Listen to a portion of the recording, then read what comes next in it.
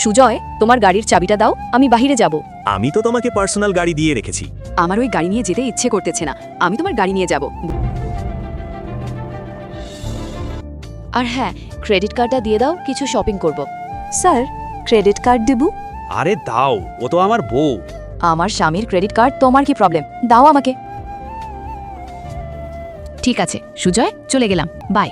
Sir, ma'am আমাকে call করেছে। উনি 1 লাখ টাকায় শপিং করেছে, আমার থেকে ওটিপি চাচ্ছে। কোনো সমস্যা নেই, তুমি ওটিপি দিয়ে দাও। বেবি, আমার কিছু টাকার প্রয়োজন। আসার সময় এটিএম থেকে 20,000 টাকা আনিও। Hi baby. হাই, কত লেট করে ফেলেছ, বসো। তোমার কিছু টাকার প্রয়োজন না? এই নাও। Thank you so much baby. Shreya তার স্বামী সুজয়ের থেকে ক্রেডিট কার্ড নিয়ে বয়ফ্রেন্ডের জন্য দামি গিফট নিয়ে এসেছে।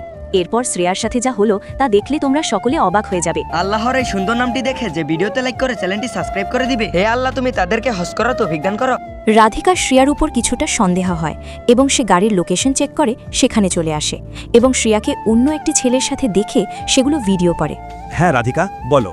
স্যার, আমি আপনাকে লোকেশন দিচ্ছি, আপনি ওখানে চলে আসেন।